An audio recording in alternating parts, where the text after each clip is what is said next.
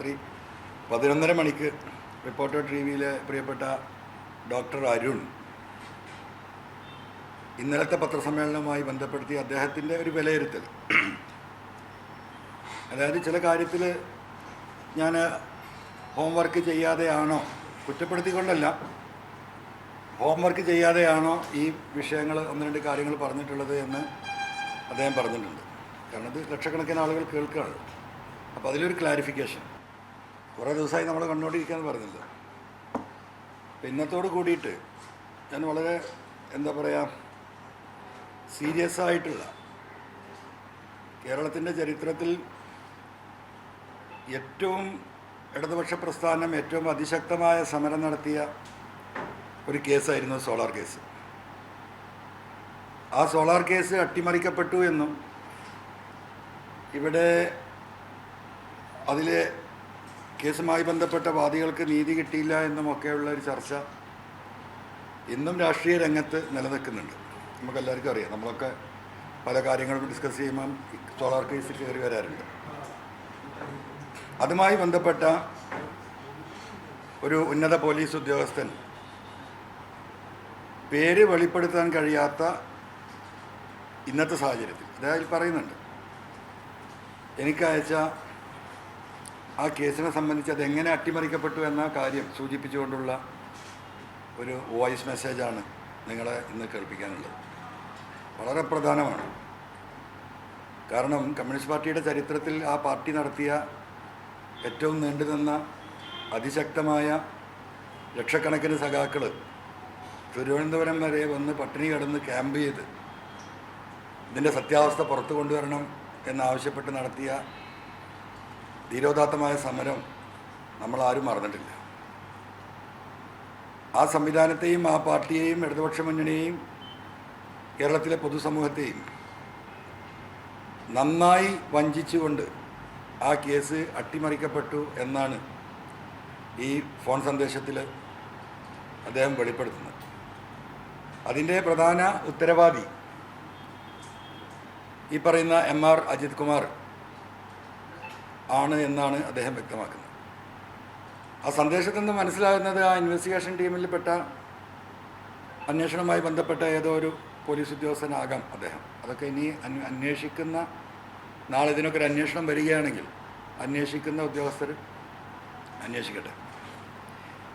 അതിലേക്ക് കടക്കുന്നതിന് മുമ്പ് ഒന്ന് രണ്ട് കാര്യങ്ങൾ ക്ലാരിഫൈ ചെയ്യേണ്ടതുണ്ട്. ഇന്നലെയും മിനിയാന്നുമായി ഞാൻ നടത്തിയ പത്രസമ്മേളനങ്ങളിൽ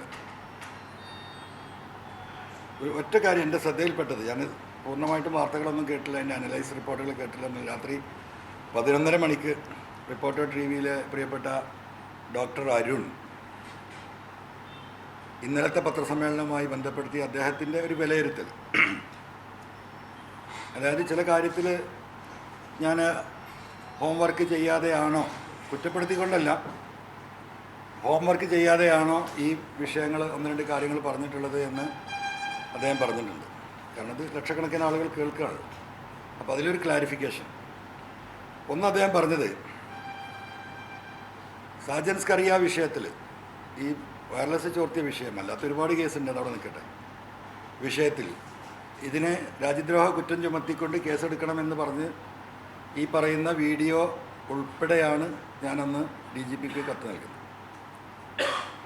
അങ്ങനെ അതിൻ്റെ പ്രാരംഭഘട്ടത്തിൽ ഈ പറയുന്ന MR അജിത് കുമാറുമായി സംസാരിച്ചപ്പോൾ കമ്മ്യൂണിക്കേഷൻ ഇലക്ട്രോണിക്സ് എവിഡൻസ് ആക്ടിലെ 2000-66F നിങ്ങൾക്ക് കേൾക്കുമ്പോൾ ഒരു വെറുപ്പ് വന്നുണ്ടാവും. എൻ്റെ ചങ്ങാതി ഇതിങ്ങനെ പറഞ്ഞുകൊണ്ടിരിക്കുന്നത്. അതൊരു വളരെ പ്രധാനമായൊരു വിഷയമാണ്. 66F നിൽക്കില്ല എന്ന് അദ്ദേഹം ഒരു വാദം ഉന്നയിച്ചു. അപ്പോൾ ഞാൻ ലീഗൽ ഒപ്പീനിയൻ എടുത്തിട്ടുണ്ട്, നമ്മളെ വക്കീൽമാരെടുത്ത്. അപ്പോൾ അതിൻ്റെ കാര്യങ്ങളും ആ സെക്ഷനെക്കുറിച്ചും ആ ആക്ടിനെക്കുറിച്ചും എന്തിനാണ് ഇത് ഉണ്ടാക്കിയതിനെ കുറിച്ചൊക്കെ വിശദമായി ചർച്ച ചെയ്തപ്പോൾ അദ്ദേഹം പറഞ്ഞു, നമുക്ക് ഒരു പണി ചെയ്യാം, അത് ലീഗൽ ഒപ്പീനിയന് കൊടുക്കാം ഹൈക്കോടതിയിൽ. ഞാൻ മനസ്സിലാക്കുന്നത് ലീഗൽ ഒപ്പീനിയൻ കൊടുത്തു, ലീഗൽ ഒപ്പീനിയൻ തിരിച്ചു കൊടുത്തു. എന്താ ലീഗൽ ഒപ്പീനിയൻ?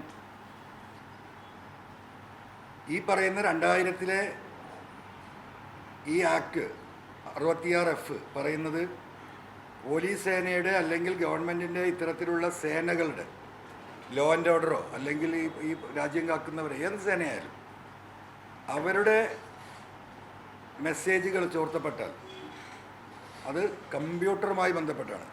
ഇലക്ട്രോണിക്സ് എവിഡൻസ് ആക്ടിലാണ് വരുന്നത്.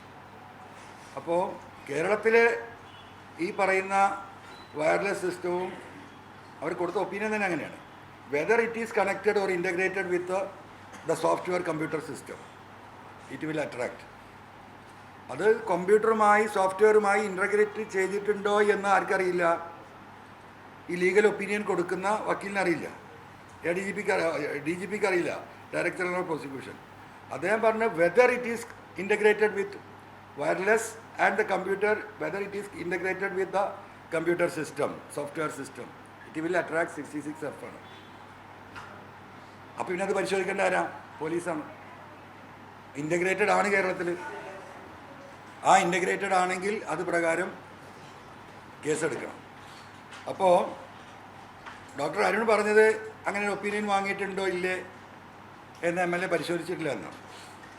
ഞാൻ ഉറച്ച് വിശ്വസിക്കുന്നു അങ്ങനെ legal opinion director general of prosecution കൊടുത്തിട്ടുണ്ട്. അത് നിങ്ങൾ പരിശോധിക്കണം. പ്രിയപ്പെട്ട ഡോക്ടർ അരുൺ, അതിന് ഒരു വിവരാവകാശം കൊടുക്കണം നിങ്ങൾ DGP ഓഫീസിൽ. ഞാൻ അങ്ങനെ വെളിവില്ലാതെ പറഞ്ഞ കാര്യമില്ല, എൻ്റെ ബോധ്യത്തിൻ്റെയും എൻ്റെ അറിവിൻ്റെ അടിസ്ഥാനത്തിൽ പറഞ്ഞാണ്. പ്രിയപ്പെട്ട അരുൺ അത് അന്വേഷിക്കണം. രണ്ടാമത്തെ ഒരു കാര്യം, വിജിലൻസ്, അതായത് നമ്മുടെ നിയമസഭാ പ്രസംഗവുമായി ബന്ധപ്പെട്ട് നടത്തിയ പ്രസംഗം, തിരുവനന്തപുരം സ്വദേശി ആഫീസാണ് വിജിലൻസ് കോടതിയിൽ ഈ പ്രസംഗത്തിനെ ബേസ് ചെയ്തുകൊണ്ട് ഈ പെറ്റീഷൻ പോകുന്നത്. അങ്ങനെ വിജിലൻസിനോട് പ്രഥമ റിപ്പോർട്ട് ഫയൽ ചെയ്യാൻ വേണ്ടി പറഞ്ഞു. ആ പ്രഥമ റിപ്പോർട്ടിലാണ് ഇതിലൊരു കഴമ്പില്ല എന്ന് പറഞ്ഞുകൊണ്ട് ക്രൈംബ്രാഞ്ച് ഇത് ഫയൽ ചെയ്യുന്നത്. അതാണ് ഞാൻ ഇന്നലെ പറഞ്ഞത്, എന്നോട് ചോദിച്ചില്ല, കാര്യങ്ങൾ അന്വേഷിച്ചില്ല എന്ന്. അപ്പോൾ ഡോക്ടർ അരുൺ പറഞ്ഞത് അത് ക്രൈംബ്രാഞ്ച് വേറെ ADGP ആണ്. ഞാൻ ആ സമ്മേളനത്തിൽ തന്നെ പറയുന്നുണ്ട് അത് വേറെ ADGP എന്ന് എനിക്കറിയാം. അപ്പം നിങ്ങൾ തന്നെ പറയുന്നുണ്ട് സൂപ്പർ DGP ആണ് ആര്? അജിത് കുമാർ. അദ്ദേഹം എല്ലാത്തിലും ഇടപെടുന്നുണ്ട്.